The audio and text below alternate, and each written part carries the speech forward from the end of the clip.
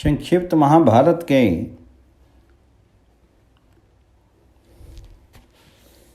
आश्रम मेधिक पर्व में श्री कृष्ण का अर्जुन के साथ हस्तिनापुर जाना और वहां सबसे मिलकर युधिष्ठिर की आज्ञा लेकर सुभद्रा के साथ द्वारका को प्रस्थान। मार्ग में श्री कृष्ण से कौरवों के विनाश की बात सुनकर उत्तंक मुनि का कुपित होना और श्री कृष्ण का उन्हें शांत करके अपने अध्यात्म ज्ञान का वर्णन करना। वैशंपायन जी कहते हैं, राजन, तदंतर भगवान श्री कृष्ण ने दारुक को रथ जोतने की आज्ञा दी।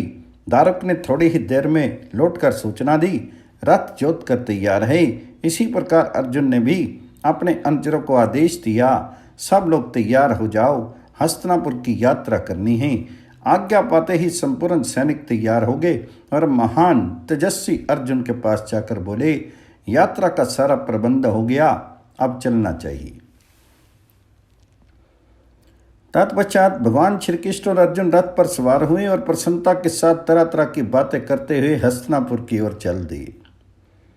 उस समय अर्जुन ने रथ पर बैठे हुए श्री कृष्ण से पुनः इस प्रकार कहना आरंभ किया, मधुसूदन, महाराज युधिष्ठिर ने आप ही की कृपा से विजय पाई, शत्रुओं का वध किया और अकंटक राज्य प्राप्त किया। हम सभी पांडव आपसे सनात हैं। आपको ही नौका रूप में पाकर हम लोग कौरव सेना रूपी समुद्र के पार पहुंचे हैं। विश्वकर्मन, आप इस जगत के आत्मा और संसार में सबसे श्रेष्ठ है। मैं आपको उसी तरह जानता हूं जिस तरह आप मुझे जानते हैं। भगवान, आपके ही तेज से सदा संपूर्ण भूतों की उत्पत्ति होती है। नाना प्रकार की लीलाएं आपके मनोविवाद हैं। आकाश और पृथ्वी आपकी माया है। आप ही में यह समस्त चराचर जगत प्रतिष्ठित है। अंडज, पिंडज, सेदज और उद्भिज, इन चार प्रकार के प्राणियों तथा पृथ्वी और आकाश को आप ही उत्तम करते हैं। निर्मल चांदनी में आपके ही हास्य की छटा का दर्शन होता है। ऋतुएं आपकी इंद्रियां और सदा प्रवाहित होने वाली वायु आपके प्राण हैं। आपका क्रोध ही सनातन मृत्यु के रूप में प्रकट है। आपकी प्रसन्नता में भक्ति लक्ष्मी निवास करती है। महामते, आप में रति, तुष्टि, धृति, शांति, मति और कांति आदि गुणों का तथा चराचर प्राणियों का नित्य निवास माना गया है। पहले काल में आप ही मृत्यु के नाम से पुकारे जाते हैं। मैं सुदीर्घ काल तक आपके गुणों का वर्णन करता रहूं तो भी उसका पार नहीं पा सकता। कमल नयन, आप ही आत्मा और परमात्मा हैं। आपको मेरा नमस्कार है। अजय परमेश्वर, मैंने देवऋषि नारद, देवल, श्री कृष्ण पायन तथा पिता में भीष्म के मुख से आपके महात्म्य का ज्ञान प्राप्त किया है। सारा जगत आप में ही ओतप्रोत है। आप ही मनुष्यों के एकमात्र धीश्वर हैं। जनार्दन, आपने मुझ पर कृपा करके जो ये उपदेश दिया है उसका मैं यथावत पालन करूंगा। हम लोगों का प्रिय करने के लिए आपने ये बड़ा अद्भुत कार्य किया है कि धृतराष्ट्र के पुत्र महापापी दुर्योधन का युद्ध में मार डाला। कौरवों की सेना को आपने अपने तेज से भस्म कर डाला, तभी मैं युद्ध में विजय प्राप्त कर सका हूँ। आप ही ने ऐसे ऐसे उपाय किए हैं जिनसे मेरे लिए विजय सुलभ हो गई है। दुर्योधन के साथ जब संग्राम छिड़ा था उस समय आप ही की बुद्धि और आप ही के दिए हुए प्रकर्म से हम लोगों की जीत हुई थी। कर्ण, पापी जयद्रथ और बुरी शर्वा के वध का ठीक ठीक उपाय आप ही ने बतलाया था। अतः देवकी नंदन, आपने प्रेमवश मुझे जो जो उपदेश दिया है वह सब मैं आचरण में लाऊंगा। इससे मुझे कुछ विचार करने की आवश्यकता नहीं है। आप द्वारका जाना चाहते हैं तो जाइए, इससे मेरी भी सम्मति है। धर्मात्मा राजा युधिष्ठिर के पास चलकर मैं भी उनसे आपको जाने के आज्ञा दिलाने का प्रयत्न करूंगा। अब शीघ्र ही आप मामा जी का दर्शन करेंगे और अजय वीर बलभद्र जी तथा अन्य वृष्णिवंशी वीरों से मिल सकेंगे। इस प्रकार बातचीत करते हुए श्री कृष्ण और अर्जुन दोनों हस्तिनापुर में जा पहुंचे। इनके नगर में प्रवेश करते ही वहां के नर नारी निहाल हो गए। फिर इंद्र भवन के समान शोभाशाली राजमहल में जाकर वे दोनों मित्र क्रमशः महाराज धृतराष्ट्र, अत्यंत बुद्धिमान विदुर जी राजा युधिष्ठिर, दुर्धर्ष वीर भीमसेन, माद्री नंदन नकुल सहदेव, धृतराष्ट्र की सेवा में लगे रहने वाले अपराजित वीर युयुत्सु, बुद्धिमती गंधारी, कुंती, द्रौपदी तथा सुभद्रा आदि भरतवंश की सभी स्त्रियों से मिले। सबसे पहले राजा धृतराष्ट्र के पास पहुंचकर महात्मा श्री कृष्ण और अर्जुन ने अपने नाम बताते हुए उनके दोनों चरणों का स्पर्श किया। उसके बाद गंधारी, कुंती, युधिष्ठिर और भीमसेन के पैर छुए। फिर विदुर जी से मिलकर कुशल मंगल पूछा। फिर उन सब के साथ बहुत कुछ देर तक वे वृद्ध राजा धृतराष्ट्र की सेवा में बैठे रहे। तदनंतर रात के समय बुद्धिमान राजा धृतराष्ट्र ने कौरवों और भगवान श्री कृष्ण को अपने अपने स्थान पर जाने की आज्ञा दी। राजा की आज्ञा पाकर सब अपने अपने महल में लौट आए। महाप्रकर्मी भगवान श्री कृष्ण अर्जुन के साथ उन्हीं के महल में गए। वहां उनका विधिवत आदर सत्कार हुआ और वह इच्छा अनुसार भोजन आदि से निवृत्त होकर अर्जुन के साथ सो रहे। जब रात बीत गई तो प्रातःकाल पूर्वाह्न की क्रिया संध्या वंदन आदि करके वे दोनों धर्मराज युधिष्ठिर के महल में गए, जहां वे अपने मंत्रियों के साथ रहते थे। उस सुंदर भवन में प्रवेश करके उन दोनों महात्माओं ने धर्मराज का दर्शन किया। उनके आगमन से महाराज युधिष्ठिर को बड़ी प्रसन्नता हुई। फिर उनके आज्ञा देने पर वे दोनों मित्र उत्तम आसनों पर विराजमान हुए। राजा युधिष्ठिर की बुद्धि बड़ी सूक्ष्म थी। उन्होंने देखते ही ताड़ लिया कि वे दोनों मुझसे कुछ कहना चाहते हैं। अतः मैं इस प्रकार बोले, वीरवरों, मालूम होता है तुम लोग मुझसे कुछ कहना चाहते हो। जो भी कहना हो कहो, मैं शीघ्र पूर्ण करूँगा। तुम मन में कुछ अन्यथा विचार मत करो। यह सुनकर बातचीत करने में परम चतुर अर्जुन ने धर्मराज के पास जाकर बड़े विनीत भाव से कहा, राजन, महाप्रतापी भगवान श्री कृष्ण को यहाँ रहते बहुत दिन हो गए। अब वे आपकी आज्ञा लेकर अपने पिताजी का दर्शन करना चाहते हैं। यदि आप स्वीकार करें और हर्षपूर्वक आज्ञा दे दें तभी वे द्वारकापुरी को जाएंगे। अतः मेरी प्रार्थना है कि आप इन्हें जाने की आज्ञा दे दें। युधिष्ठिर ने कहा, मधुसूदन, आपका कल्याण हो। आप शूर नंदन वसुदेव जी का दर्शन करने के लिए आज ही द्वारका को जाइए। महाबाहो, आपकी इस यात्रा में मेरी पूरी सम्मति है। आपने मेरे मामा जी और देवी को बहुत दिनों से नहीं देखा है। मतलब वहां जाकर उन सब से मिलिए तथा मेरी ओर से मामा जी को प्रणाम करके भैया बलदाऊ का भी यथा योग्य सत्कार कीजिए। भक्तों को मान देने वाले श्री कृष्ण, द्वारका जाने पर आप भीमसेन, अर्जुन, नकुल और सहदेव के साथ मेरी भी याद सदा बनाए रखिए। माँ बाहो, अनार देश की प्रजा अपने माता पिता तथा वृष्णिवंशी बंधु बांधवों से मिलकर पुनः मेरे अश्वमेध यज्ञ में पधारिएगा। ये तरह तरह के रत्न, धन और दूसरी दूसरी वस्तुएं जो आपको पसंद हो लेकर यात्रा कीजिए। केशव, आप ही की कृपा से हमारे शत्रु मारे गए और संपूर्ण पृथ्वी का राज्य हम लोगों के हाथ में आया है। मतलब ये सब कुछ आप ही का है। धर्मराज युधिष्ठिर के यूँ कहने पर पुरुष श्रेष्ठ भगवान श्री कृष्ण ने कहा, महाबाहो, ये रत्न, धन, समूची पृथ्वी केवल आपकी है।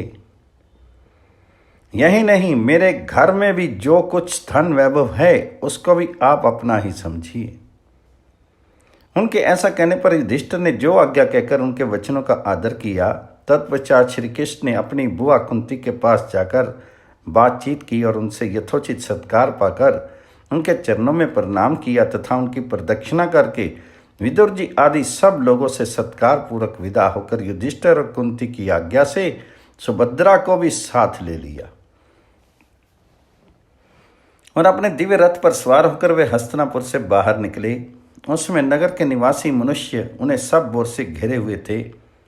कपिध्वज अर्जुन, सात्यकी, नकुल, सहदेव, अगाध बुद्धि वाले विदुर जी और गजराज के समान प्रकर्मी भीमसेन, ये सब लोग भगवान श्री कृष्ण के पीछे पीछे उन्हें पहुंचाने के लिए कुछ दूर तक गए। तदनंतर श्री कृष्ण ने समस्त कौरवों और विदुर जी को लौटाकर दारुक तथा सात्यकी से कहा, अब घोड़ों को तेजी के साथ हाँको। वैशंपायन जी कहते हैं, राजन इस प्रकार द्वारका जाते हुए श्री कृष्ण को गले लगाकर सब पांडव अपने सेवकों सहित पीछे लौटे। अर्जुन ने बार बार उन्हें छाती से लगाया और जब तक वे आंखों से ओझल नहीं हुए तब तक उन्हीं की ओर दृष्टि लगाए खड़े रहे।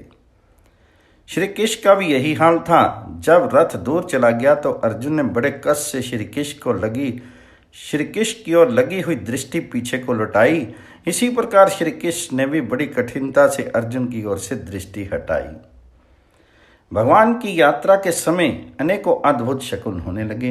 हवा बड़े वेग से आती और उनके रथ के आगे से धूल, कंकर और कांटे उड़ाकर अलग कर देती।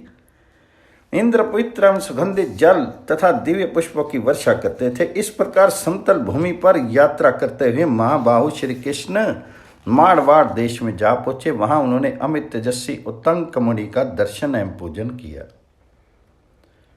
तत्पश्चात मुनि ने भी उनका स्वागत सत्कार किया। फिर दोनों की कुशल पूछी। इसके बाद विप्रवर उत्तंक मुनि ने भगवान से प्रश्न किया, श्री कृष्ण क्या तुम कौरवों और पांडवों के घर जाकर उनमें मेल कराए? क्या अब उनमें अविचल भ्रातृभाव स्थापित हो गया? वे तुम्हारे संबंधी और परम प्रिय हैं। उन वीरों में संधि कराकर ही तो लौट रहे हो ना। क्या अब पांडु और धृतराष्ट्र के पुत्र तुम्हारे साथ संसार में सुखपूर्वक विचर सकेंगे? कौरवों के शांत हो जाने से तुम्हारे द्वारा सुरक्षित पांडवों को अब अपने राज्य में सुख मिलेगा। तात, मैं सदा इस बात की संभावना करता था कि तुम्हारे प्रयत्न से कौरव पांडवों में मेल हो जाएगा। मेरी वह आशा असफल तो नहीं हुई। तो भगवान श्री कृष्ण ने कहा, महर्षि, मैंने कौरवों के पास जाकर उन्हें शांत करने के लिए बड़ी कोशिश की, किंतु वे किसी तरह संधि के लिए तैयार नहीं हुए। इस कारण सब के सब अपने पुत्र और बांधवों सहित युद्ध में मारेगी। प्रारब्ध के विधान को कोई बुद्धि और बल से नहीं मिटा सकता। आपको तो ये सब बातें मालूम ही होंगी। कौरवों ने मेरी भीष्म जी की तथा विदुर जी की भी सम्मति को ठुकरा दिया, इसलिए वह आपस में लड़कर नष्ट हो गए। पांडव पक्ष में भी युधिष्ठिर आदि 5 भाई ही बचे हैं। उनके सभी पुत्र युद्ध में काम आ चुके हैं। धृतराष्ट्र के पुत्रों में से युत्सुक के सिवा कोई नहीं बचा है। सभी अपने पुत्र बांधवों सहित मारे गए हैं। श्री कृष्ण की बात सुनकर उत्तंक मुनि बड़े क्रोध में भरकर बोले, मधुसूदन, कौरव तुम्हारे संबंधी और प्रेमी थे, तथापि शक्ति रहते हुए भी तुमने उनकी रक्षा नहीं की। अतः आज मैं तुम्हें अवश्य शाप दूंगा। तुम उन्हें जबरदस्ती पकड़कर रोक सकते थे, पर ऐसा नहीं किया। इसलिए मैं क्रोध में भरकर तुम्हें शाप दिए बिना नहीं रह सकता। ओह, कुरुवंश के श्रेष्ठ वीर नष्ट हो गए और तुमने सामर्थ्य रहते हुए भी उनकी उपेक्षा की। तो श्री कृष्ण ने कहा, भृगुनंदन, पहले मेरी बात तो सुनिए। आप तपस्वी हैं, इसलिए मेरी एक प्रार्थना स्वीकार कीजिए। मैं आपको अध्यात्म तत्व की बात सुना रहा हूं। उसे सुनने के पश्चात आपकी इच्छा तो मुझे शाप दे दीजिएगा। इतना याद रखिए कि कोई भी पुरुष थोड़ी सी तपस्या के बल पर मेरा तिरस्कार नहीं कर सकता। आप तपस्वियों में श्रेष्ठ हैं। आपकी तपस्या का तेज बहुत बड़ा हुआ है। आपने गुरुजनों को भी अपनी सेवा से संतुष्ट किया है तथा बाल्य अवस्था से ही आप ब्रह्मचर्य का पालन करते हैं। इन सब बातों को मैं अच्छी तरह जानता हूँ, इसलिए अत्यंत कष्ट सहकर संचित किए हुए आपके तप का मैं नाश कराना नहीं चाहता। उत्तंक ने कहा, केशव, तुम अपने कथन के अनुसार उत्तम अध्यात्म तत्व का वर्णन करो। उसे सुनकर मैं तुम्हारे कल्याण के लिए आशीर्वाद दूंगा अथवा शाप ही दे दूंगा। तो श्री कृष्ण ने कहा, महर्षि, आपको मालूम होना चाहिए कि तमोगुण, रजोगुण और सत्वगुण ये सभी भाव मेरे ही आश्रित हैं। रुद्र और वसु भी मुझसे ही उत्पन्न हुए हैं। इस बात को निश्चित समझिए कि संपूर्ण भूत मुझ में हैं और मैं संपूर्ण भूतों में स्थित हूँ। संपूर्ण दैत्य, यक्ष, गंधर्व, राक्षस, नाग और अप्सराओं का मुझसे ही प्रादुर्भाव हुआ है। विद्वान लोग जिसे सत सत व्यक्त व्यक्त और क्षर अक्षर कहते हैं वे सब मेरा ही स्वरूप है मुने। चारों आश्रमों के जो 4 धर्म प्रसिद्ध हैं तथा विदोक्त जितने कर्म हैं वे मुझसे भिन्न नहीं हैं। असत सद सत तथा उससे परे जो अव्यक्त जगत है वह भी मुझे सनातन देवादि देव से पृथक नहीं है। ओमकार से आरंभ होने वाले चारों वेद मुझे ही समझिए। यज्ञ में योग सोम चरु देवताओं को तृप्त करने वाले होम होता और हवन सामग्री भी मैं ही हूँ। अधर्वियों कल्पक और संस्कार किया हुआ भविष्य ये सब मेरे ही समान स्वरूप हैं। बड़े बड़े यज्ञों में उद्गाता उच्च स्वर से साम गान करके मेरी ही स्तुति करते हैं। प्रायश्चित कर्म में शांति पाठ और मंगल पाठ करने वाले ब्राह्मण मुझ विश्वकर्मा का ही सदा स्तमन करते हैं। सब प्राणियों पर दया करना रूप जो धर्म है उसको मेरा ज्येष्ठ पुत्र समझिए। वह मेरे मन से प्रकट हुआ है। मैं धर्म की रक्षा तथा स्थापना के लिए अनेकों योनियों में अवतार धारण करता हूँ और भिन्न भिन्न रूप तथा वेश बनाकर तीनों लोकों में विचरता रहता हूँ। मैं ही विष्णु ब्रह्मा इंद्र तथा सबकी उत्पत्ति और प्रलय का कारण हूँ। संपूर्ण प्राणियों की सृष्टि और संहार मुझसे ही होते हैं। जब जब युग का परिवर्तन होता है तब तब मैं प्रजा की भलाई के लिए भिन्न भिन्न योनियों में प्रविष्ट होकर धर्म मर्यादा की स्थापना करता हूँ। जब देव योनि में अवतार लेता हूँ उस समय देवताओं की ही भांति सारे आचार विचार का पालन करता हूँ। गंधर्व योनि में अवतार लेने पर मेरा सारा आचार व्यवहार गंधर्वों के ही समान होता है। इसी प्रकार नाग योनि में नागों की तरह और यक्ष राक्षस की योनियों में उन्हीं की भांति यथावत आचरण करता हूँ। इससे मैंने मनुष्य अवतार धारण किया है। इसलिए कौरवों पर अपनी शक्ति का प्रयोग न करके पहले दीनतापूर्वक ही उनसे प्रार्थना की थी, किंतु मोहग्रस्त होने के कारण उन्होंने मेरी बात नहीं मानी। इसके बाद क्रोध में भरकर मैंने बड़े बड़े भय दिखाए और उन्हें बहुत डराया धमकाया, परंतु वे अधर्म से युक्त एवं कालग्रस्त होने के कारण मेरी बात मानने को राजी नहीं हुए। अतः युद्ध में प्राण देकर इस समय स्वर्ग में पहुंचे हुए हैं। विप्रवर, आपने जो कुछ पूछा है उसके अनुसार मैंने ये सारा प्रसंग सुना दिया। उतंक मुनि ने कहा, जनार्दन, मैं जानता हूं आप संपूर्ण जगत के कर्ता। आपने ही जो ये ज्ञान का उपदेश किया इसे निश्चय ही मैं आपकी कृपा समझता हूं। अब मेरा चित्त प्रसन्न होकर आपकी भक्ति से परिपूर्ण हो गया है, अतः शाप देने का विचार नहीं रहा। जनार्दन, यदि मैं आपकी थोड़ी सी भी कृपा प्राप्त करने का अधिकारी हूं तो आप मुझे अपना ईश्वरीय स्वरूप दिखा दीजिए।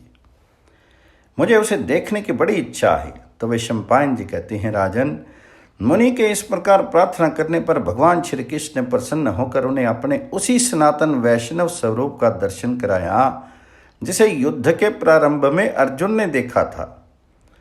उत्तंक मुनि ने उस विराट विश्व रूप का दर्शन किया जिनकी बड़ी बड़ी भुजाएं थी। वे हजारों सूर्य के समान दीप्यमान, अग्नि के समान तेजस्वी और संपूर्ण आकाश को घेर कर खड़ा था। उसके सब और मुंह दिखाई देते थे। उस व्यापक परमात्मा के अद्भुत वैष्णव रूप को देखकर उत्तंक मुनि को बड़ा विस्मय हुआ और वह इस प्रकार स्तुति करने लगे, विश्वकर्मन, आपको नमस्कार है। विश्वात्मन, आप ही से संपूर्ण जगत की उत्पत्ति होती है। पृथ्वी आपके दोनों चरणों से और आकाश आपके मस्तक से व्याप्त है। पृथ्वी और आकाश के बीच का भाग आपके उदर से घिरा हुआ है। संपूर्ण दिशाएं आपकी भुजाओं में समाई हुई हैं। अच्युत, ये सारा दृश्य प्रपंच आप ही का स्वरूप है। देवेश्वर, अब आप अपने इस उत्तम एवं अविनाशी स्वरूप को समेट लीजिए। मैं फिर आपको अपने पूर्ण रूप में ही देखना चाहता हूँ। तो वह शम्पायन जी कहते हैं, जन्मेजय, मुनि की बात सुनकर सदा प्रसन्नचित्त रहने वाले श्री कृष्ण ने कहा, महर्षि, आप मुझसे कोई वर मांगिए। तब उत्तंक ने कहा, पुरुषोत्तम, आपके इस स्वरूप को देख रहा हूँ, यही मेरे लिए आज सबसे बड़ा वरदान है। यह सुनकर श्री कृष्ण ने कहा, मुनि, आप इसमें कुछ अन्यथा विचार मत कीजिए। मेरा दर्शन अमोघ होता है, अतः आपको मुझसे वर मांगना ही चाहिए। उतंक ने कहा, प्रभु यदि वर लेना मेरे लिए आवश्यक समझते हैं तो यही वर दीजिए कि मुझे यहाँ यथेष्ट जल प्राप्त हो सके, क्योंकि इस मरुभूमि में जल बड़ा दुर्लभ है। तदनंतर भगवान जी ने अपने तेज को समेटकर उतंक मुनि से कहा, महर्षि जब जल की आवश्यकता हो तो मेरा स्मरण कीजिएगा। यह कहकर वह द्वारका को चले गए। तत्पश्चात एक दिन उतंक मुनि को बड़ी प्यास लगी। वे पानी के लिए मरुभूमि में चारों ओर घूमने लगे। घूमते घूमते उन्होंने भगवान श्री कृष्ण का स्मरण किया। इतने ही में उन्हें एक नंग धड़ंग चंडाल दिखाई पड़ा, जिसके शीर में मैल और कीचड़ जमी हुई थी। वह कुत्तों के झुंड से घिरा हुआ था। कमर में तलवार बांधे और हाथों में धनुष बांध लिए वह अत्यंत भयंकर जान पड़ता था। उसकी मूत्रेंद्रियों से जल की धारा गिरती दिखाई देती थी। महर्षि को प्यासा जानकर चंडाल ने हंसते कहा, उतंक आओ मुझसे पानी लेकर पी लो। तुम्हें प्यास से कष्ट पाते देख मुझे बड़ी दया आ रही है। चंडाल के इस प्रकार कहने पर उतंक मुनि ने उस जल को लेना स्वीकार नहीं किया तथा वर देने वाले श्री कृष्ण की कठोर वचनों से खबर ली। उन्हें क्रोध में भरकर उस जल को ग्रहण नहीं किया और अपने निश्चय पर अटल रहकर उस चंडाल को भी डांट बताई। उनके इनकार करने पर चंडाल कुत्तों के साथ वहीं अंतर ध्यान होगा। और ये देखकर उतंक मुनि मन ही मन बहुत लज्जित हुए और भीतर ही भीतर ऐसा समझने लगे कि श्री कृष्ण ने मेरे साथ धोखा किया है। इतने ही में उसी मार्ग से शंख चक्र और गदा धारण किए हुए महाबुद्धिमान भगवान श्री कृष्ण प्रकट होकर वहां आए। तब उतंक ने उनसे कहा, पुरुषोत्तम ब्राह्मण के लिए चंडाल के पेशाब का जल देना आपको उचित नहीं था। उसकी बात सुनकर भगवान जनार्दन उतंक मुनि को मधुर वचनों से सांत्वना देते हुए बोले, महर्षि वहां जैसा रूप धारण करके वह जल आपको देना उचित था उसी रूप में दिया गया, किंतु आप उसे समझ नहीं सके। मैंने आपके लिए वज्रधारी इंद्र से जाकर कहा था कि तुम उतंक मुनि को जल के रूप में अमृत वरदान करो। मेरी बात सुनकर इंद्र बारंबार ये कहने लगे, मनुष्य अमर नहीं हो सकता, इसलिए आप उन्हें अमृत न देकर कोई और वर दीजिए। किंतु मैंने जोर देकर कहा कि उतंक मुनि को भी अमृत ही देना है। तब देवराज इंद्र मुझे प्रसन्न करके बोले, महामते यदि भृगुनंदन उतंक मुनि को अमृत देना आवश्यक है तो मैं चंडाल का रूप धारण करके उन्हें अमृत प्रदान करूंगा। यदि इस प्रकार वे लेना स्वीकार करेंगे तो उन्हें देने के लिए अभी जा रहा हूं, और यदि वे अस्वीकार कर देंगे तो मैं किसी तरह उन्हें अमृत देने के राजी नहीं होऊंगा। इस तरह की शर्त करके साक्षात इंद्र चंडाल के रूप में उपस्थित हुए थे और आपको अमृत दे रहे थे, किंतु आपने डांट बताकर उन्हें विमुख कर दिया। यह आपके द्वारा बड़ा भारी अपराध हुआ। अच्छा, वह बात तो बीत गई। अब मैं आपकी तीव्र पिपासा को शांत करने और जल की इच्छा को पूर्ण करने के लिए दूसरा वरदान देता। ब्राह्मण, जब जब आपको पानी पीने की इच्छा होगी तब तब मरुभूमि के आकाश में जल से भरे हुए मेघों की घटा घिर आएगी। वे मेघ आपको सरस जल अर्पण करेंगे और उतंक मेघ के नाम से इस पृथ्वी पर प्रसिद्ध होंगे। जन्मेजय, भगवान श्री कृष्ण के ऐसा कहने पर विप्रवर उतंक मुनि बड़े प्रसन्न हुए और इस समय भी मरुभूमि में उतंक नाम वाले मेघ वर्षा करते रहते हैं।